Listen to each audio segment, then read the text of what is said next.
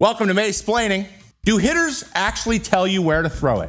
There was an awesome segment that Pedro Martinez did where he made the argument that there are many hitters that will tell you where they want the ball based on how they waggle the bat. This was put up by Pitching Ninja on Instagram. If you do not follow Pitching Ninja on every social media platform, you should. But Pedro's talking about how he can make decisions or know where they were trying to hit it or where they were looking to hit the ball the hardest based on what they did as they got ready in the box. I have some examples here. I want to see if we can prove it.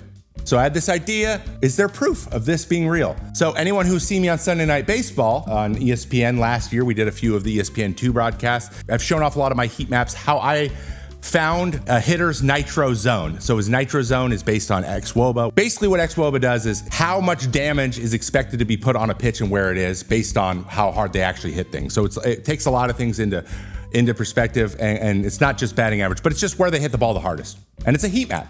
It's a box, and you see the red means they hit it the hardest there. So what I did was I found a bunch of guys who do the bat waggle, found where they did the bat waggle, and then we saw, based on their heat maps, for the last 5 years, not just a year, this isn't just a year or a month, last 5 years of at-bats, this is thousands of at-bats. Disclaimer here, real quick. Unfortunately, with the pitch clock, no one can bat waggle anymore. Everyone just gets in the box. So I had to kind of go back into the archives a little bit.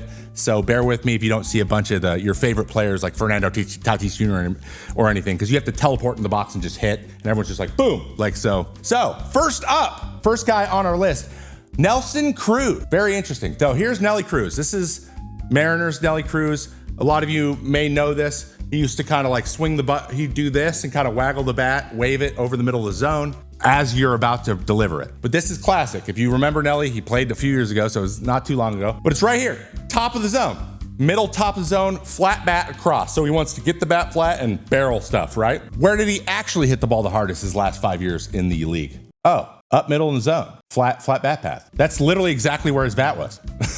I think we can say that's a confirmed. So 1 for 1, Pedro. Check you off the list. Then maybe next up, maybe this guy, Mike Trout. So I'm sorry if that's a little hard to see, but his bat's right here.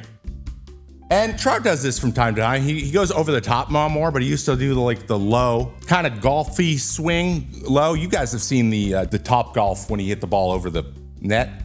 That's because he can hit the ball hard that way, because he drops the barrel really well. He likes the ball down in the zone. How far down in the zone? Let's see. That tells us what Mike Trout wants. That is interesting, Mike Trout.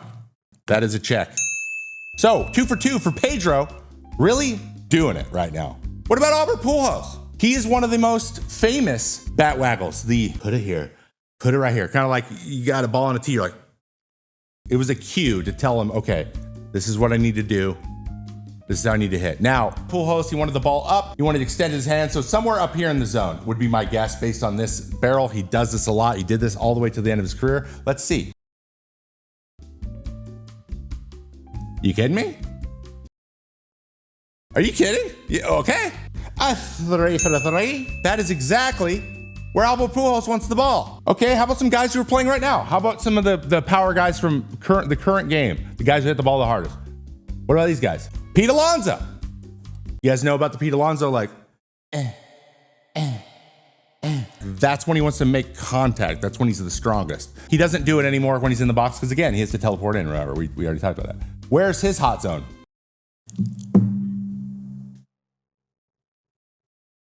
What, Pedro, you think you're like one of the greatest pitchers of all time? That's 4 for 4. Okay, how about last year? How about a guy from last year? This is Freddie Freeman. Look, bottom right here. Like right here, right in the zone. Boop-a-doop. If you remember, the grand slam was right here. As delivers. Freeman hits the ball to right field. She is gone! But generally low. Like, he's Freddie Freeman. He can hit away too, but generally low. Let's see.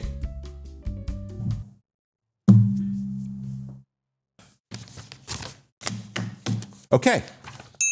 Maybe we should pay attention to this stuff if we're trying to get to the major leagues. They're telling you where you want it based on how they waggle. Now, what if they don't waggle? Because a lot of people don't waggle now. It was kind of hard to find waggles.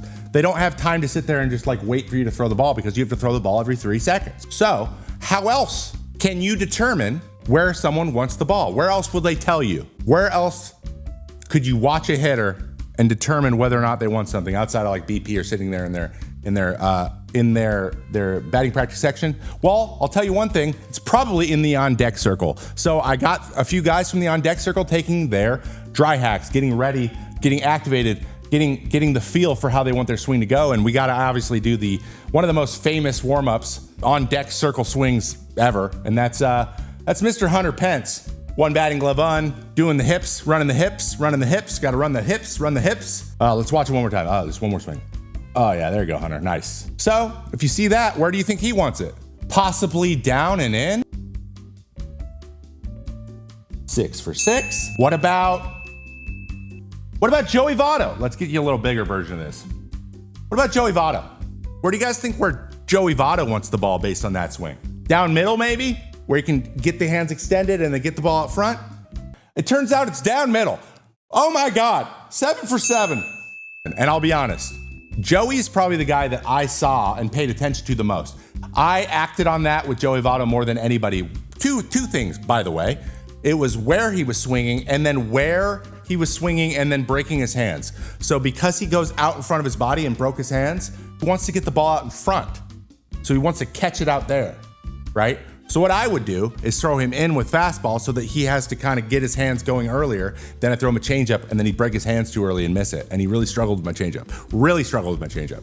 And that's why. I was just like, he wants to hit the ball out there, so I need to push and pull him as opposed to trying to snap off breaking balls because he had such a good eye. This actually helped. And then I saw this, I was like, oh, that makes sense. And then finally, who do we got? The man, the myth, the legend, the big boy, Shohei Ohtani. Look at him. Ah! Swinging as hard as he can. Basically just like kind of a belt high across the top of the zone, closer to him a little bit.